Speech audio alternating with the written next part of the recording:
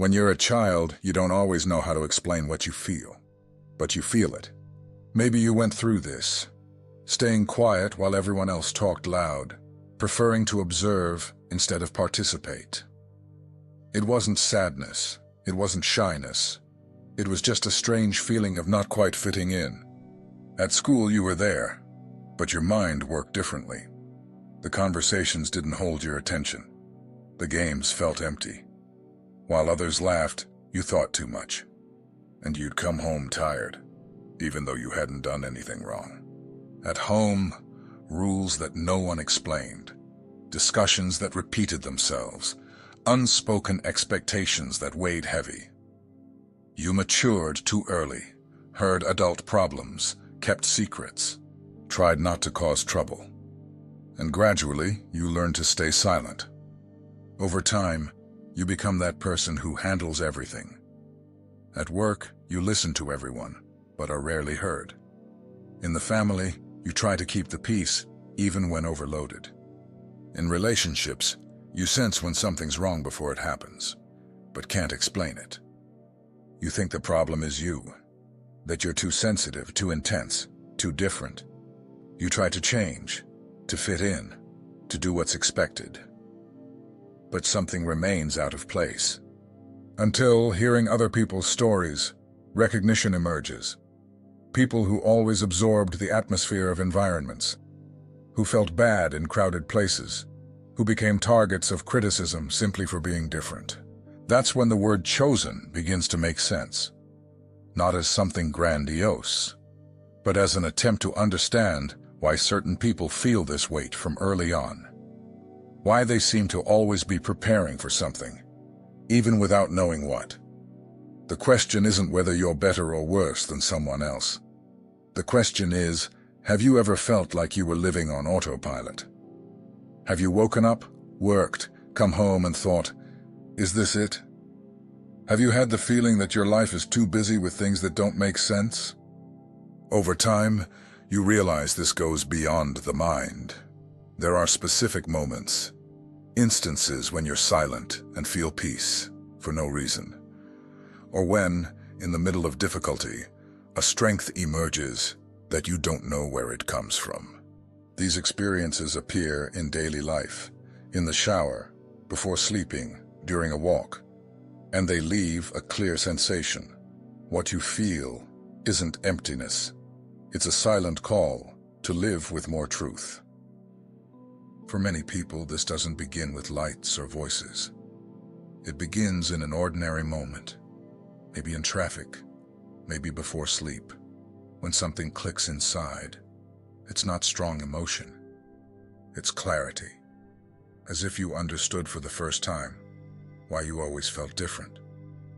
Some say they felt God's presence closer. Others speak of a force that sustains, guides, calms. Some use no name at all, but know exactly what it is. It's that feeling of not being alone, even when no one's around. Labels emerge for this: earth angels, light workers, empaths. But what these people report is similar. After this awakening, life doesn't return to normal. You feel more responsibility for what you say and do. You become more sensitive to others' suffering, and often you feel more alone. Many of us don't just feel too much. We carry conflicts that weren't ours. We were placed in the problem position for saying what no one wanted to hear. We paid the price for not adapting to situations that, deep down, we knew were wrong. During my youth, every time a problem arose at home, I was involved. Misunderstandings, fights, tensions, almost always ended with eyes turned to me.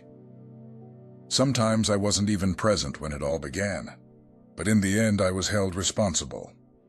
Once my brother fought with my father over money. After he left slamming the door, my father looked at me and said, "This only happened because you keep filling his head." That broke me. I didn't even know about the problem, but my way of seeing the world, more critical, more questioning, was enough to make me the target. And this repeated itself. When I suggested something different, I was accused of creating problems, When I stayed quiet, I was passive-aggressive. When I spoke, I was exaggerating.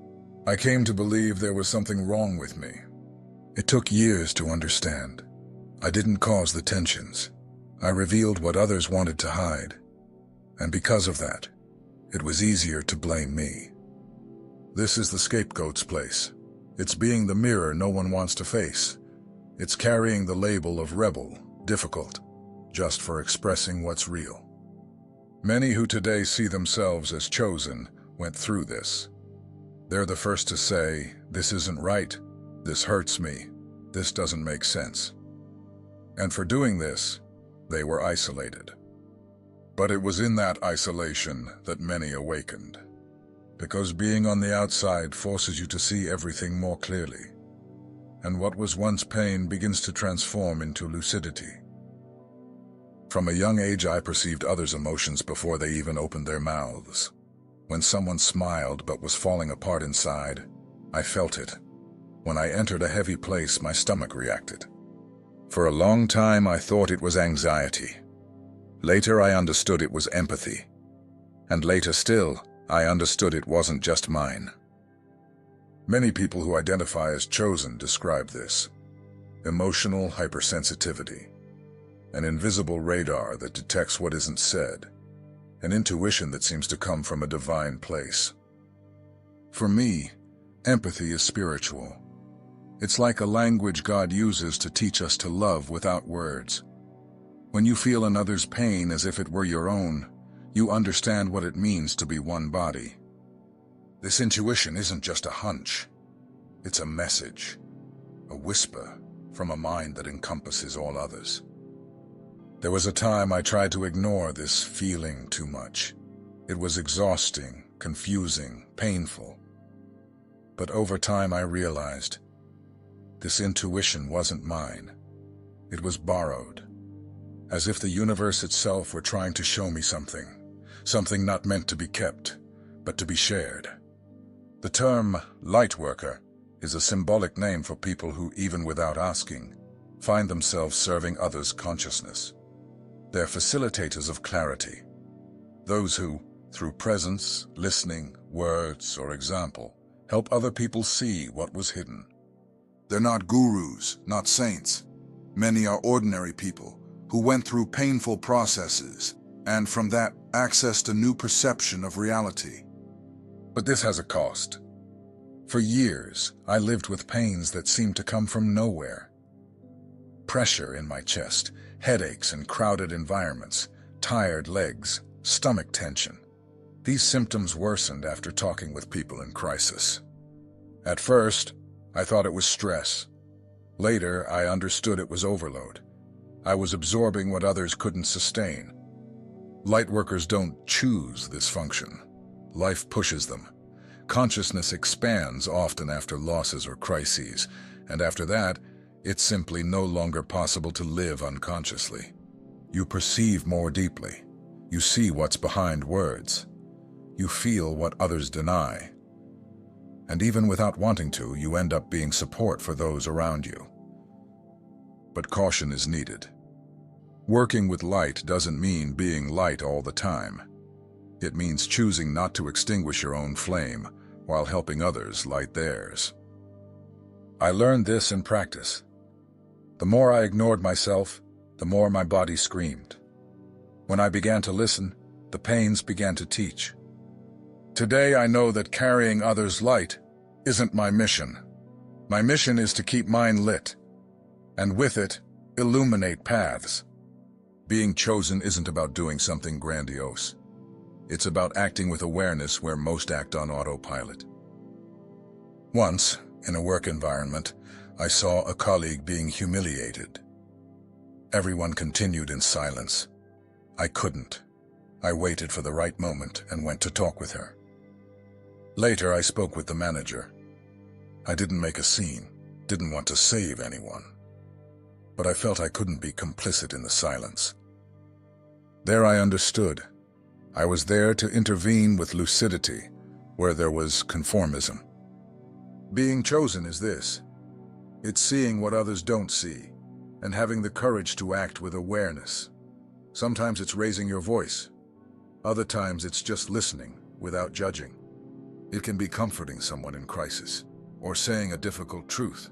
You don't need a stage or followers. The mission is in daily life, in family, at work, in relationships. That's where the chosen act, bringing light where the pattern is to repeat darkness.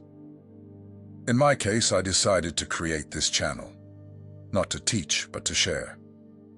In my family, I began to listen more and judge less. With friends, I stopped offering ready answers. In daily life, I try to be a point of balance. I avoid gossip, cut negative conversations, try to leave people a little better. I'm not perfect, nor do I try to seem so. But since I understood I have something to offer, I've been striving to be someone better, more honest, more lucid, more present. The question that remains is, are you willing to listen to this call? Listening isn't just feeling something different. It's recognizing that what troubles you may be more than discomfort. It may be an invitation. And the second question is even more decisive. Are you willing to respond with who you decide to be from here forward? Because noticing isn't enough. You must act.